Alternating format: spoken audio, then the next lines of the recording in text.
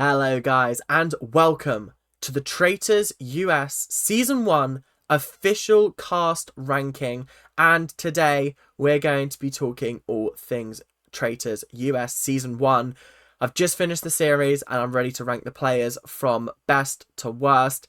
There's a lot of interesting things to dive into and I'm excited to get started. So, without much further ado, let's get straight into the video, shall we? But before we do, I just want to say thank you guys very, very much. This is actually my 501st video. So the end of season 1 of The Traitors, episode 10, was actually my 500th video, which is crazy, the fact I've made 500 videos on this channel. Not all of them, obviously, related to reality TV shows. I used to do gaming. And I'm still hoping to do a little bit of gaming in the future, but maybe like live streams rather than videos. But anyway, I hope you guys enjoy. Make sure you like, comment, subscribe, do all that YouTube stuff. We're on our way to 700. I don't want creepy glasses man to come back, so like make sure you are subscribing, because otherwise he might make a reappearance if you guys aren't doing your jobs properly. So yeah, let's keep going and I will see you guys when we get into the ranking. Okay guys, so we are going to be doing the rankings today and we've got a couple of new categories. We start off with poor player, not enough time, meh, got lucky, did pretty well, strong game, legendary, and then the coveted iconic role. There is one person from each series that I do this on from now on that will be getting the iconic status, and I think you guys can guess who's going in it, but like I'll keep it a secret until we get there. But without much further ado, we are going to start with this guy whose name I do not remember. Yeah, I don't remember his name. That's so bad. Oh my god. Yeah, he was all right. We saw him for like one episode, if that. So like, was it the most interesting? Was he the most interesting? He was all right for like one episode and then he got murdered. So I'm putting him in not enough time because first of all, I can't even remember his name. So like, I think that tells you everything you need to know. And I just feel like he didn't really get a chance to play the game. It sucks that like someone has to get murdered on the first night, because I just think like, oh, they could have been so good at the game, but like they just got plucked out of thin air. But next up we have Geraldine. Geraldine, I don't know. Do I put her in not enough time or do I put her in meh? I'm gonna put her in meh. I know it's like meh / got lucky, but like, she's a meh for me. She didn't really play the game very well.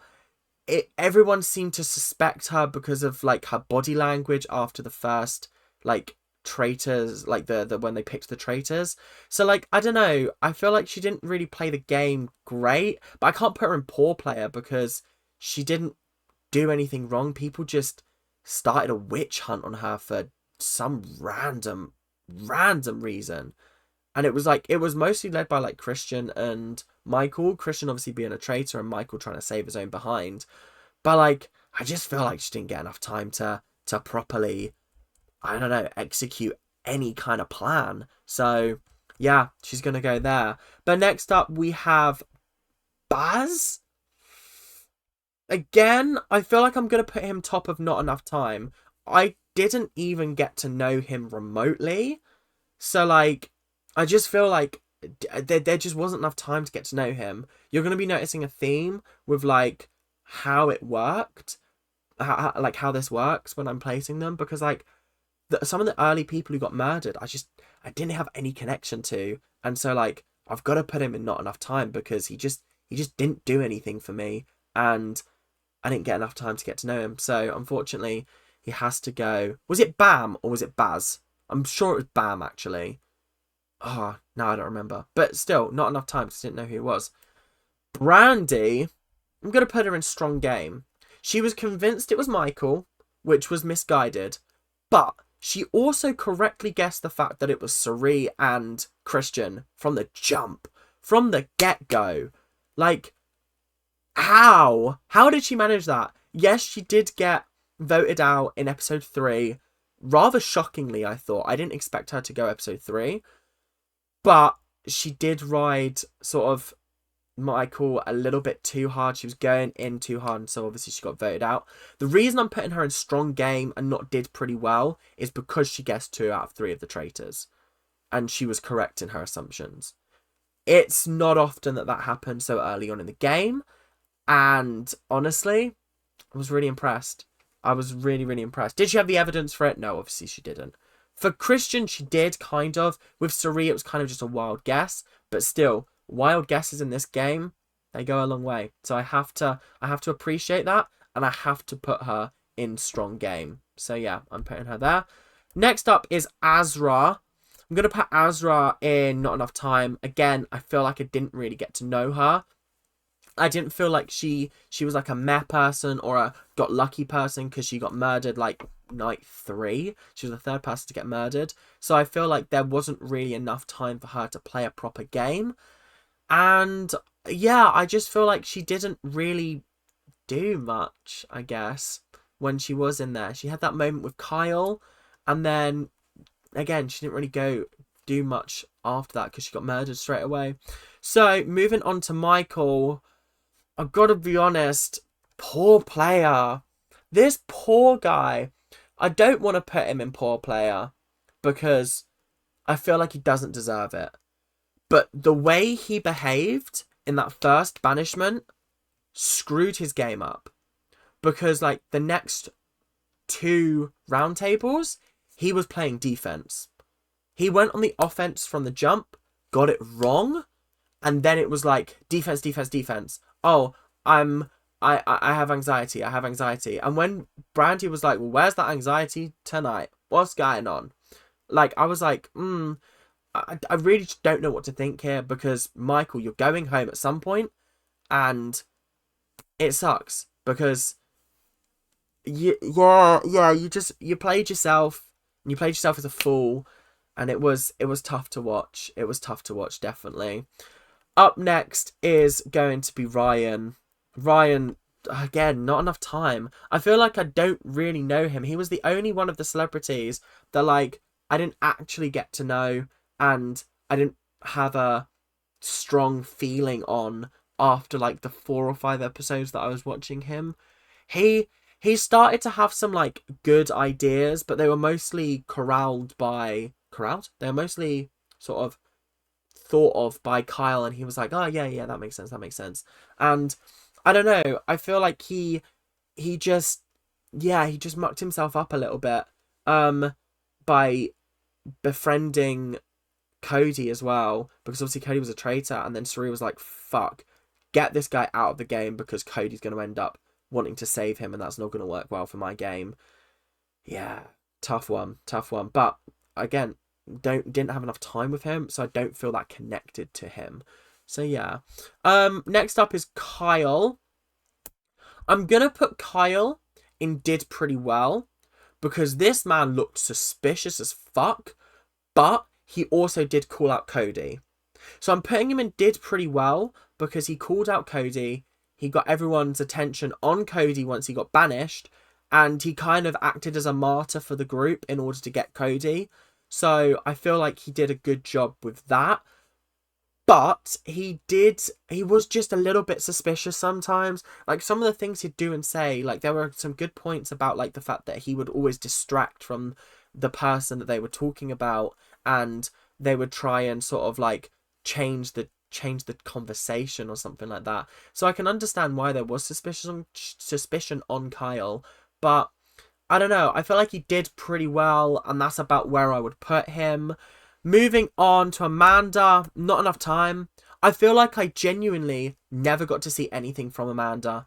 I could not tell you a single thing that she did or said throughout this whole competition, and then she left because she had COVID.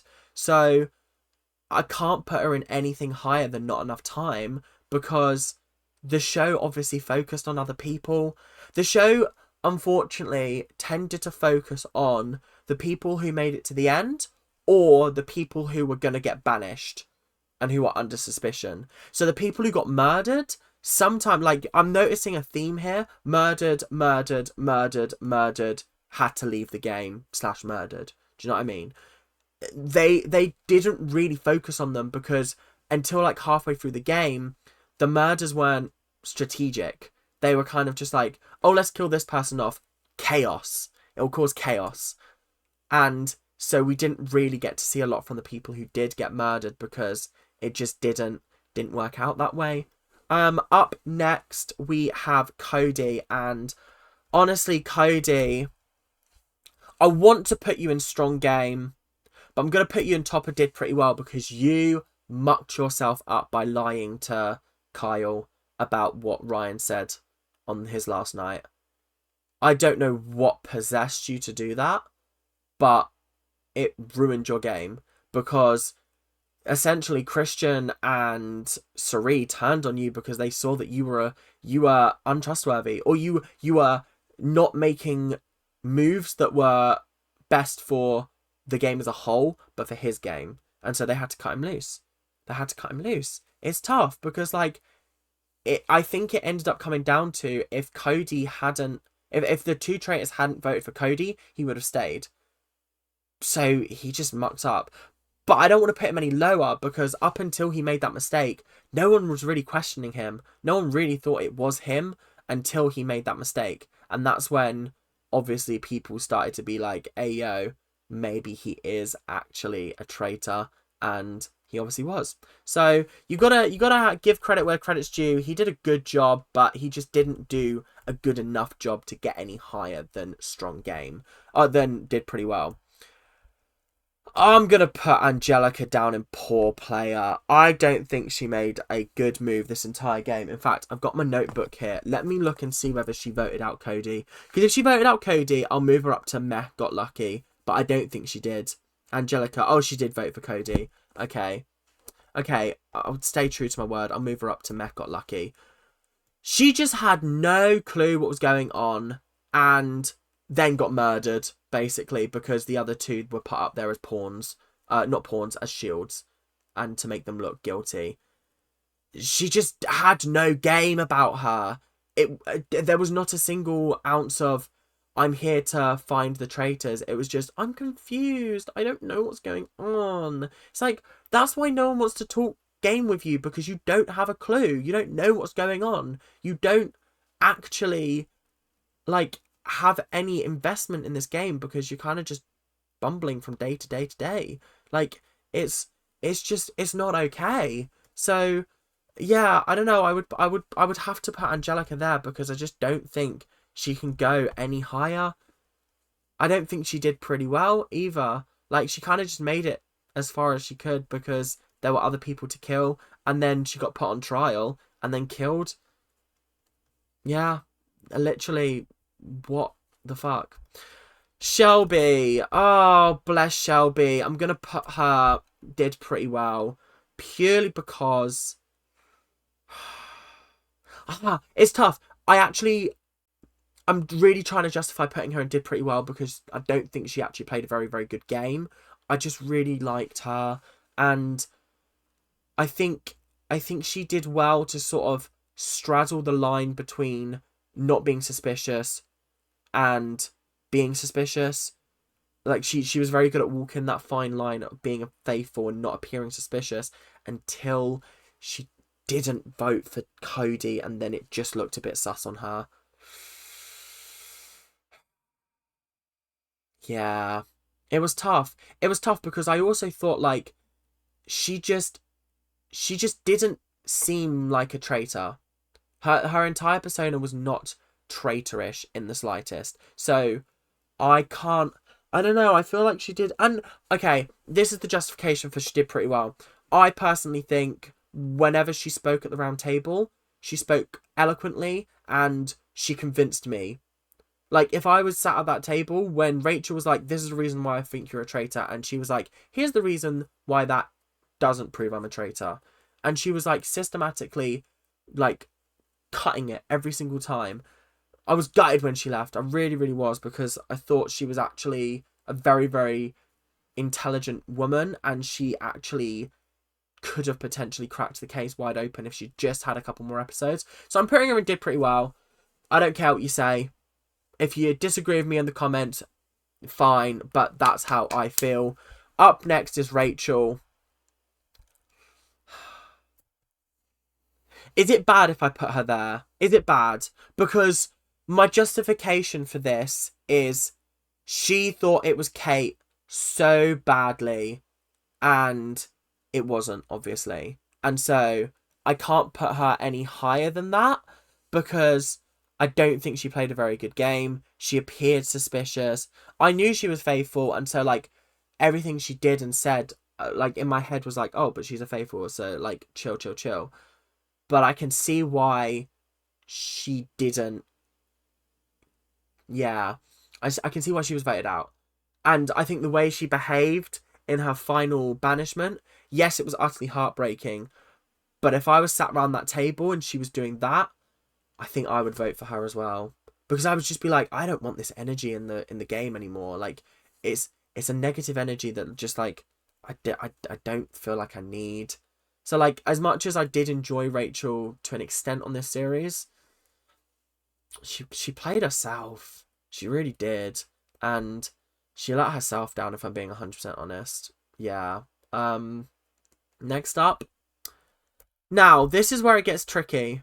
Because I could put Steph in Legendary, and I've got justification for it. I could put her in Strong Game, top of Strong Game. Because, yes, she was very much like, it's Kate. But the reason why she thought it was Kate was based off of valid evidence. It wasn't just sort of like she'd come up with this name and she was wrong. She found a letter from Kate that literally said, Shelby murder.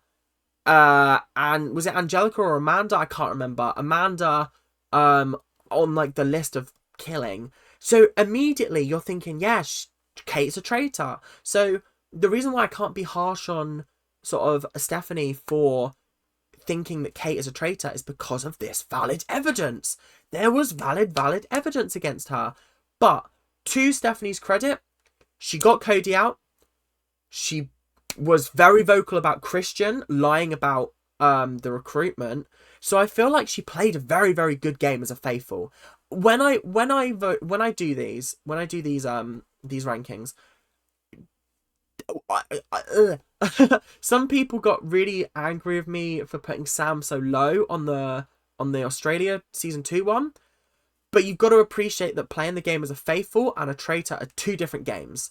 So I'm putting them on the same thing, but Sam, I'm not comparing Sam to the faithful, because the faithful have got a much harder job because they don't know who the traitors are, whereas the traitors know what to do. Their gameplay dictates the way the game goes, essentially. So the reason why he was so low down was because he, against the other two traitors, played a poor game. Personally, that's just how I felt. Not against the other faithful, because, yeah, whatever. But Stephanie, absolutely fantastic player. Really, really did a good job. I thought she was absolutely fantastic. And, yeah, let's move on to the next person. Christian.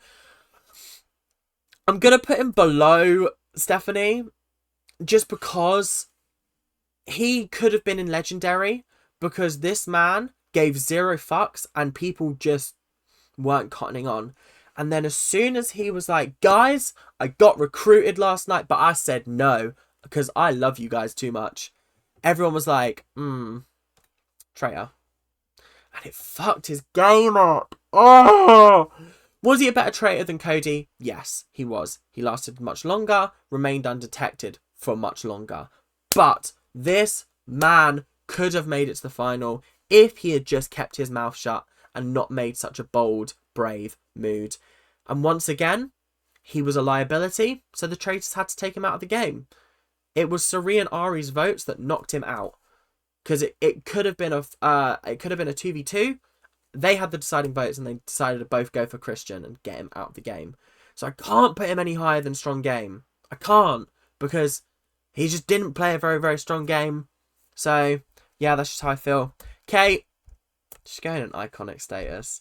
She was the highlight of this series. The highlight. Every single episode. I feel like I should have been keeping like a Kate quote bank or something like that, because she had so many funny moments.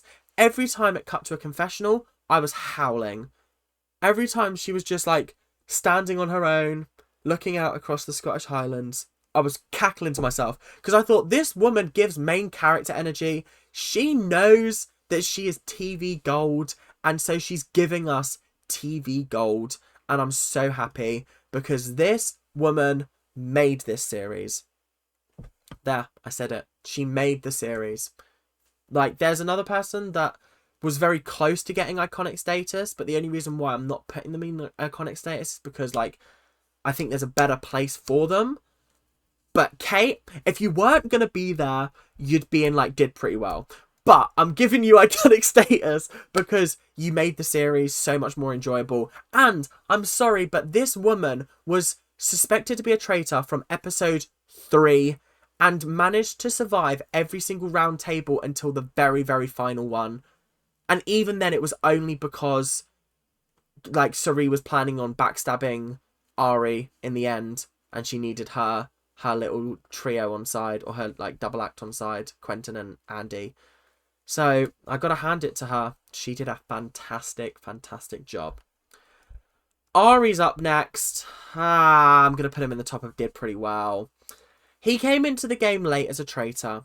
I don't think he was a particularly great faithful. I don't remember him making any, like, bold moves. I think he voted for Cody. I think he was very vocal about the fact he thought it might have been Cody, which, like, I think he did do a good job. And then as a traitor, he remained undetected. Okay, maybe I'll put him at the bottom of... I'll put him below Christian, because I feel like Christian played a better game, but just one mistake fucked him. Whereas, like, Ari just came in too late to the game for him to make a proper impact as a traitor. So I can't put him above Christian because Christian was there from the start, but he still did do a fantastic job. And the fact that he chose to take himself out of the game at the end, power move. Honestly, power move, because he didn't want to give Cirie the satisfaction of voting out all of her traitor friends. So, yeah, power move. Absolute power move from him. And honestly, great player. Really, really impressed. He did do a fantastic job. And you can't forget that. You can't. You've got to appreciate the fact that he made it to the final 4 and then took himself out of the game. Up next, we have Andy. Gonna put her top of did pretty well, purely because I think she called out Christian. She got on board with Cody. Her only real mistake was trusting Cirie. And it's hard because, like, if I was in that castle, I'd trust Cirie. I'd want to see the best in her. She's a lovely fucking woman. She's such a wonderful person. So of course I'd want to believe that she's a faithful. But that was her mistake, and that's what lost her the money at the end. But it is what it is. I'm putting her at the top of did pretty well because she made it to the end. Did she make it to the end because Cirie saved her? Yes, kind of. So in a sense, she did get lucky. But she made some good moves. She got everyone to turn on Christian, kind of. I mean, some people were already swearing that way, but she was the one that sort of turned the tide and gave damning evidence of the fact that, like, yo, you're not nervous, like, ever. What's going on with that? So, yeah, on the whole, really, really impressed with Andy. Quentin, on the other hand...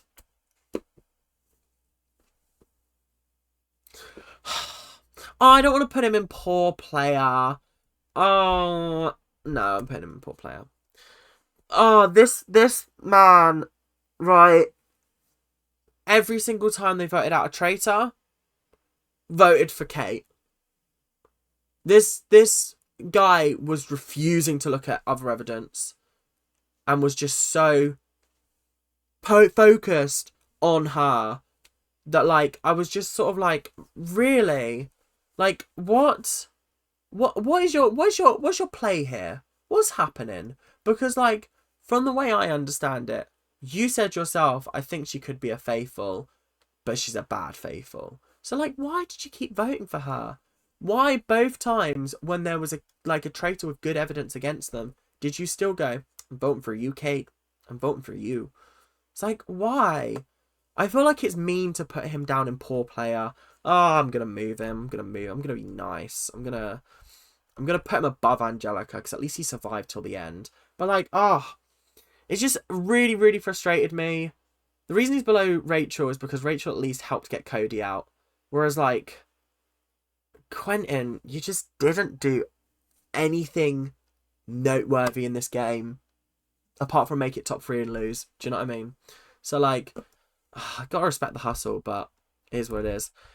And then Cirie is obviously going in legendary status. I would argue she also goes in iconic, but legendary is for gameplay, iconic is for who I liked the most. Do you know what I mean? With Cirie, she bossed the game. From the beginning to the end, no one suspected her. Brandy threw her name out as a potential suspect, but everybody trusted her. Everybody believed her. Everybody wanted to believe her. And she played the game sensationally. Like, I don't think I've seen any other traitor play it as masterfully and well. Like, a lot of the other traitors can be very outspoken around the round table. Cirie never was. She always stuck to the fence, was very unsure all the time. Obvious signs that she was a traitor, but when you're in that game, you just want to trust her because she's got like silky words that you just trust and you just want to like. So yeah, I gotta say she played a phenomenal game and she deserves that legendary status. So guys, thank you guys very, very much for watching today. I hope you guys did enjoy this. Let me know if you agree or disagree with this ranking down below in the comment section. This is how I feel about the series. A lot of people in the bottom half of the table compared to usual, but I feel like this was a very, very tricky game. The traitors did not slip up, and when they did, they were voted out. So, like, I feel like the traitors played a very, very good game, and that's why Cirie ended up winning in the end. People trusted her, and that's all I got to say on the matter. So, thank you guys very, very much for watching. I hope you guys did enjoy, and I will see you guys in the next episode of whatever I decide to do, and I will see you guys later. Keep on ranting. Bye now.